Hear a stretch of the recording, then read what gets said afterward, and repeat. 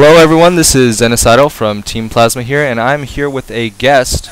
His name is Ian. Introduce yourself. Hello, I'm Ian. My handle's Xaoc, and today we are casting the finals of the Division 2 Tournament 2 for the Team Plasma.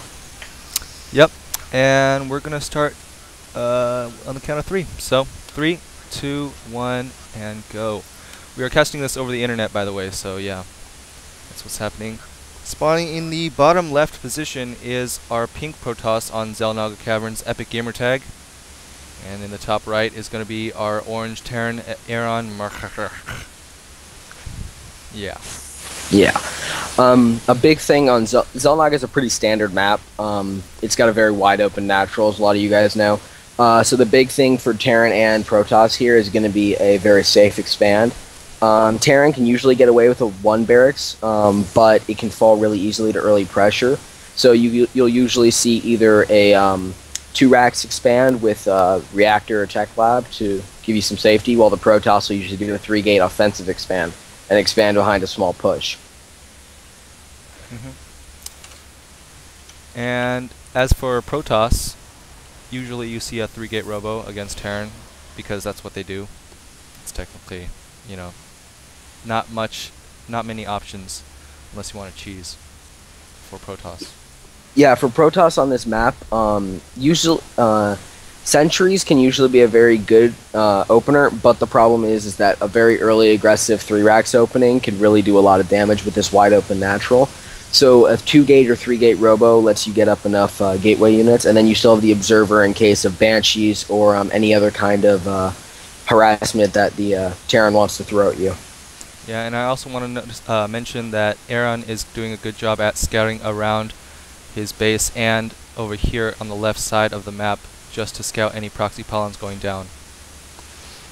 That's one of the biggest things on this map, is that whenever you have, if you have a proxy pylon go down in that back hallway or inside your base, it can really throw the Terran off and have him running around while you do a forward push with even a smaller amount. And it can actually end the game very fast if the Terran isn't ready. So we see a 16 cybernetics core going down for EpicGamertag. That's very standard.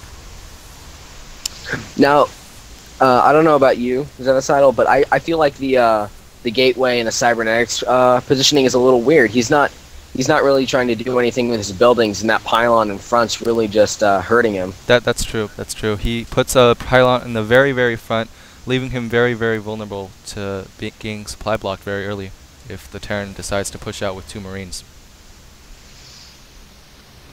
And along with these, the gateway and the cybernetics core, a lot of people will put them between that Vespian gas he currently has and his Nexus to block any kind of run-by, to block any kind of Marines running in really fast, or even in the back to stop drops later on in the game. Yes. And by the way, I forgot to mention, all of these brackets are available in the link in the description below. If you guys want to check out the brackets for Division 1, those are posted as well. And wow, our players are chatting it up. Yeah, these are very talkative. I was spectating and I was idle in this game, so I didn't watch this, but apparently I was lagging a lot, so they're talking a lot. Yeah. Now, for Terran on this map, a lot of what you'll want to do is try to maintain a heavy bioforce, because your expansions are very separate, and same with Protoss, you'll usually want to have a very heavy gateway army. That way you can very quickly switch between them, so you're not getting thrown away by drops or multi-pronged attacks. Another thing I want to mention about EpicGamertag, that he always chrono boosts out his probes instead of chrono boosting out his warp gates. You usually see him chrono boost out more probes than warp gates, which is different from most players, and he's going for a 2-gate into robo, which is a little different from the norm. Well, see, that's actually the probes are actually starting to become a little more standard, just because of the fact that with the warp gate taking 20 seconds longer, not only is he going to take another chrono boost to get out even at the same time, but also in PvT, you don't really need those extra fast units from the warp gate to be very aggressive.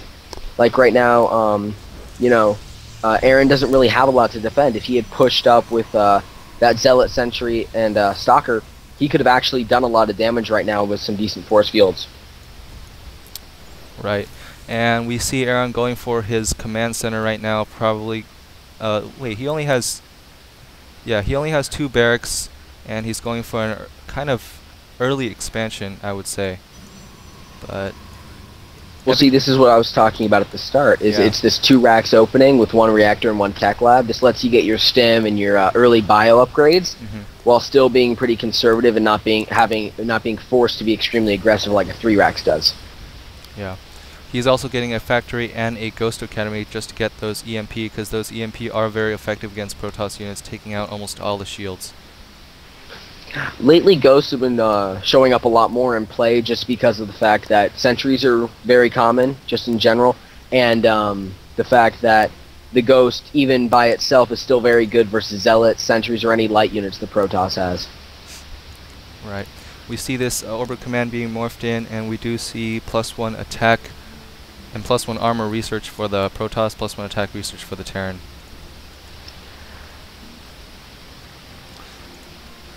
This is a big thing for Protoss, is getting that early armor upgrade. Just because usually the Terran will want the heavy infantry upgrades, and because of Marines' DPS and fast small attacks, the armor will negate a lot of it. Oh, those are some beautiful force fields.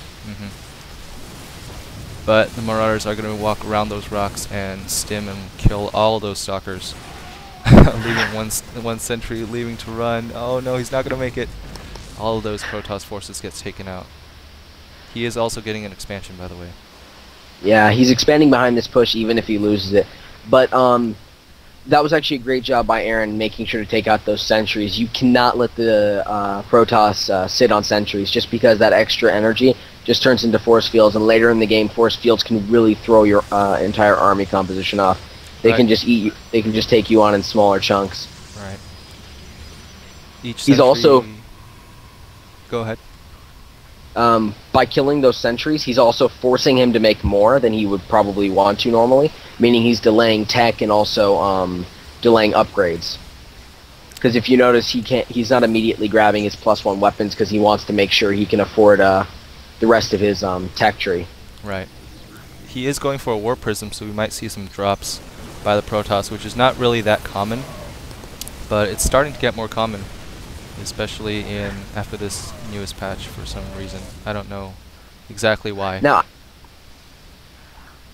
I don't know if I really like that the push from Aaron, just because he already took out all the sentries. He should have let himself sit back. He knew his expansion was faster, and he could have just expanded behind this and gotten a bigger army rather than throwing away all those units for 2 sentries essentially and a stalker. But Aaron is going to be backing this up with another command center, probably going to be lifting that off and taking his 3rd earlier than the Protoss would like it. This observer from the Protoss is going to see it though. This is a really fast 3rd from Terran. What he'll probably do is morph it into an orbital command if he's going to take the blue 3rd and just help it saturate as natural because it's very sparsely saturated. Or soon he's going to have to destroy these rocks at his gold and turn it into a planetary. Right. It looks like he's going to go for the blue 3rd, so he probably will make it into an orbital command once he lands it. Now we see him getting Ravens and Thors. Thors are quite good versus in a bio ball versus Protoss, and we don't actually see them that often. And so is the Raven with the point defense drone. So I really like this play. But he is delaying. By getting that Raven, he delayed his upgrades, and then he's also not dealing with this drop in his main.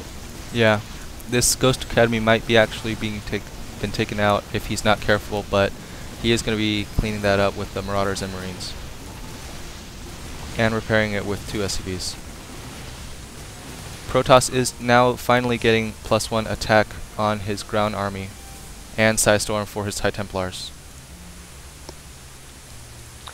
Now I don't know what the Protoss is doing right now. He has very sparsely saturated natural, and his main is drying up. He's not grabbing a 3rd, and yet he's trying to do, what is this, 4 gates, 2 Robo, and High Templar?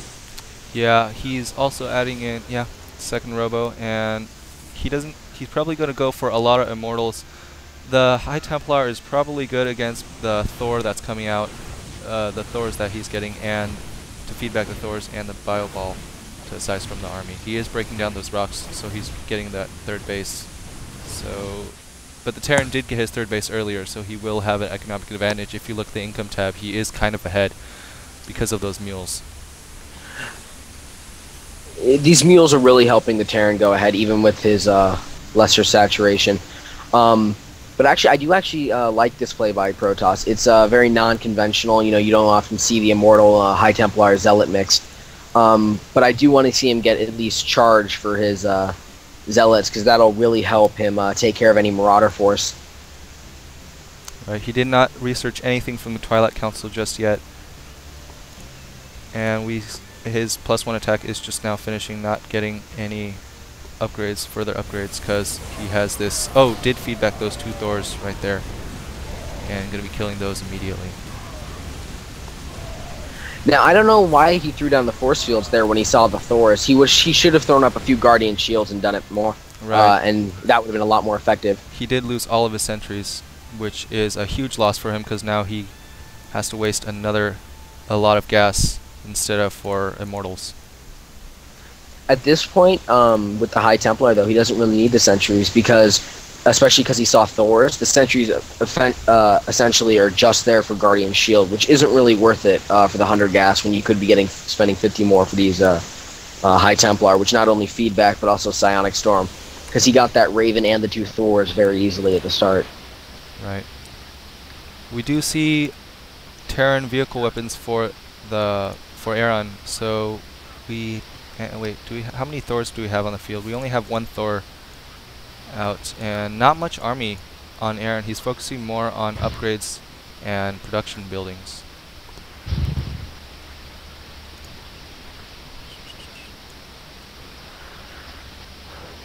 Now, I don't understand this, unless he's planning on transitioning to a mech play, this +1 vehicle weapons isn't really going to, actually +2 vehicle weapons, right, isn't really going to do much, because the Thors are almost already one-shotting most of the units. I mean, it's not like he's adding tanks in and Hellions and, you know, really going the full mech. Otherwise, that vehicle weapons is kind of a waste of gas, and I would much rather see him continually doing the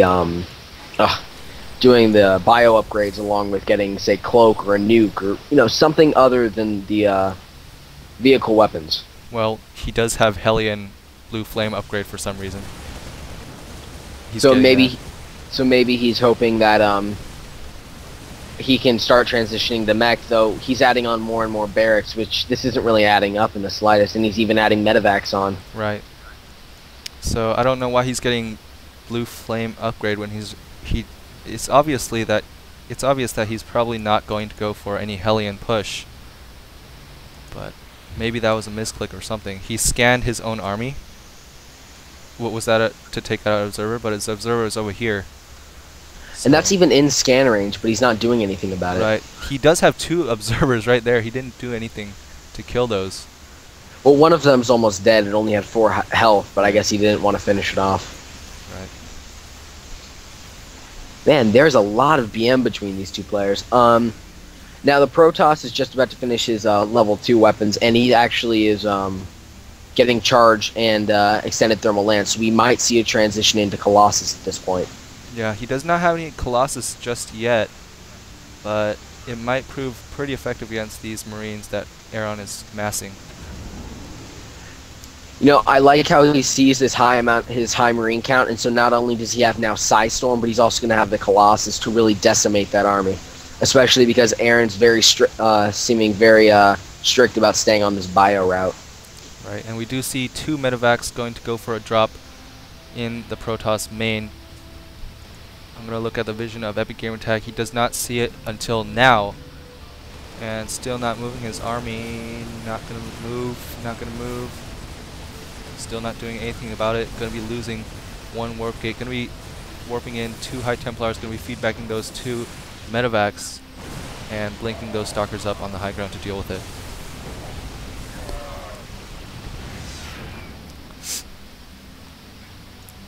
EpicGamertag does have his 4th base up, but no probes on it at all just yet. he also has a Warp Prism just flying around, not doing anything. Yeah. You know, his third's slightly oversaturated, and then his main still has a few probes that, to be honest, at this point, I would probably pull off, just because there's not much more you can gain from here. Right. He does have a second forge researching armor, so +3 attack and +2 armor being upgraded. And he's also getting, is that warp? Is that, yeah, Warp Prism speed. And so he's probably hoping for a heavy drop play. Yeah, heavy drops. Now we do see him taking out this fourth base. This fourth base, but it's but Epic is doing an amazing job with handling this push. Right, he does have a lot of immortals, losing a lot of stalkers in the process, however. Oh no, he just gave away 3 High Templar. That was not the best thing he could have done. I mean, he had great feedbacks and Psy Storms there, but he just, you know, handed those to him without a second thought. Right, so after taking out that fourth base of Epic's, Aaron is now going to be taking his gold expansion at the fourth gold expansion, his fourth base, which is a gold expansion. I think they know it's gold expansion. Yeah. At this point, Epic really has to go in and do some damage. You know, some Psy Storms on a big mineral line or something, but because otherwise he's going to be really far behind here, right, and this that's not Planetary Fortress is going to finish up and do heavy amounts of damage. High Templar being roasted away, and Ghosts. Did we see an EMP? I didn't see an EMP. No, he wasn't able to EMP. No. The feedbacks were right on the spot, and they were really fast with them. Right. Aaron says OP. Now, he's taking out these mules, but I really feel like he should probably back up, perhaps warp in some chargelets, and maybe go for that third. Right. And this drop is doing a lot of damage. Going to be taking out... Oh, he does not take out the pylon on the low ground, but finally moving back his army to deal with the drop there. Didn't do that much damage, though. No, and they're both kind of throwing away units at these points in these engagements with some pretty sloppy micro. Yeah. Now we do see Aaron massing up a big bio force. It looks like he's starting to ignore the Thors. He's adding on Hellions though, so he could be hoping to use the blue flame to take out not only the Zealots, the Chargelets, but also the High Templars. They're both light units. He's also getting concussive shells at 24 minutes in the game, which is pretty late. No, that's standard. You know, that's pretty normal when you're playing, especially when you're going bio. Yes. Now we do see him continually using these Ravens, but I actually haven't seen him do anything special with these Ravens. He's not trying to get the Corvid reactor, he's not doing Seeker Missile, but then on top of that he's not even using the point defense drone to help him against the Stalkers, which at this point there's such a low Stalker count that Raven's just going to be sitting there as a waste of gas. Now Epic is adding on 10 gateways in third base. He doesn't even have his fourth base up and running, just now finishing that. I'm adding on five cannons? Yeah, 5 cannons. Wow, that's a lot of cannons. He's using a lot of money. I feel like this is really overkill. He's got a few, he's got probes that aren't mining, and then he also doesn't have enough money to really continually use this. If he just kept on building his warpins like normal, he shouldn't have needed those extra 10 gates. Right. But now we see Epic going in for the third while Aaron tries to go in for a push but pulls back to go defend. Right, so we might see a base race scenario here. And where are these 4 ghosts going? I think these 4 ghosts are going to EMP. I think he's going back to try to EMP the High Templar, and but the ghosts are going in the wrong direction. Oh no. Oh wait, are they gonna... What are they doing? So he's gonna send 3 to EMP, 1 back to his army, and EpicGamertag finally sees that push from Aaron. Aaron's got to keep this force mobile right now, though. His Marine count's way too high for him to let the main army engage with the High Templar and the Colossus. Those Psy Storms not doing that much damage. The third one did a little damage, but Colossus are going to do most of the damage there. Morphing in Archons from the High Templars that are energy deprived. And those Psy Storms are really bad, but Aaron wasn't moving his Bioforce away. What he should have done is picked off that natural and immediately moved down to the third to get away from the Colossus. Otherwise, those Marines melted like they did. Right. And now Epic's going to be able to do a straight push with the Archons in front to take damage, the Colossi behind him, and then Psy Stormers to back all of that up. EMP is going to take out all those energy from those High Templar, so they cannot feed back. Those are some great EMPs. I feel they were a little overkill, but it was still a very good job. Right.